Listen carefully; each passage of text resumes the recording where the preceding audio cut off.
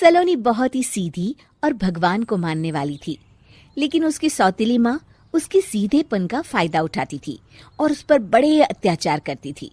जरा सी चूक हो जाने पर उसकी खूब पिटाई करती। अरे सुनते हो, कोई लूला लंगड़ा देख इसकी शादी तय करो और इसे इस घर से बाहर का रास्ता दिखाओ। सलोनी के पिता जानते थे कि मीना एक चांडाल औरत है, इसलिए वो एक अच्छा घर देख सलोनी की शादी कर देते हैं। लेकिन वहां भी सलोनी से जलने वालों की कमी नहीं थी। सलोनी की ननद निकिता उसे बिल्कुल पसंद नहीं करती थी। सलोनी, बात तो सुनो जरा। जी कहिए। आज शाम को मेरे बॉस खाने पर आ रहे हैं। ध्यान रहे उनकी खातिरदारी में किसी प्रकार की कोई कमी नहीं होनी चाहिए। जी आपने कह दिया, बिल्कुल वैसा ही होगा। शाम को सलोनी जैसे ही गैस पर खाना चढ़ाकर वहां से जाती है अभी इसके खाने का स्वाद बढ़ाती हूँ। निकिता गैस की आंच तेज कर देती है। थोड़ी देर में देखते ही देखते सारा खाना जल जाता है और पूरे रसोई घर में चारों तरफ धुआं फैल जाता है। अब आएगा मजा। माँ जल्दी आओ, यहाँ देखो सलोनी ने किचन में आग लगा दी। अरे तेरा सत्यानाश हो, कल मुही तूने ये क्या कर दिया? सलोनी की सास उसे बहुत डांट फटकार लगाती है। तभी मोहन अपने बॉस के साथ घर में प्रवेश करता है। अरे भाई मोहन, ये क्या तुम्हारे घर का क्या हाल हो रखा है? लगता है खाना जल गया है। चलो खाने का प्रोग्राम कैंसिल करो, मैं अपने घर जाके खा लूंगा। सर दरअसल सर मुझे माफ कर दीजिए। अरे कोई बात नहीं, घरों में ये छोटी मोटी बातें होती रहती है। मैं समझ सकता हूँ, फिक्र मत करो, मैं नाराज नहीं हूँ और इस बात का तुम्हारे प्रमोशन पर भी कोई असर नहीं पड़ेगा। चले अब चलता हूँ मैं। बॉस के जाते ही मोहन सलोनी पर भड़क उठता है और उसे खूब खरी खोटी सुनाता है। भगवान, मेरी माँ तो कहती थी कि अच्छे लोगों के साथ हमेशा अच्छा होता है, फिर मेरे साथ ही बुरा क्यों होता है? आखिर मेरी गलती क्या है? तभी आकाशवाणी होती है। बेटी, अब तुम्हें कोई दुख नहीं दे पाएगा। तुम्हारा बुरा सोचने वाले की मन की सारी बातें तुम पहले ही जान जाओगी। अगले दिन सलोनी निकिता को चाय देने उसके कमरे में जाती है। तब निकिता के मन में कुछ बातें चल रही थी। कल तो मैंने सिर्फ खाना जलाया था, अब तू देखती जा सलोनी, तेरा इस घर में जीना हराम कर दूंगी। अच्छा, तो ये बात है, अब इसे सबक सिखाना ही पड़ेगा। कुछ दिनों के बाद, सलोनी, मेरे कपड़े जल्दी से प्रेस कर दो, ऑफिस के लिए देर हो रही है।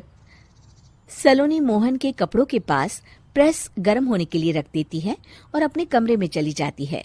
तभी हॉल में निकिता आती है। सलोनी चुपके से उसे देख रही होती है। आज अगर मैंने ये कपड़े जला दिए तब तो पक्का मेरा भाई इस सलोनी की बच्ची को धक्के मार के घर से बाहर निकाल देगा। अरे तू क्या मुझे निकलवाएगी? महादेव है मेरे साथ। ठहर जा निकिता, आज तो तेरी खैर नहीं।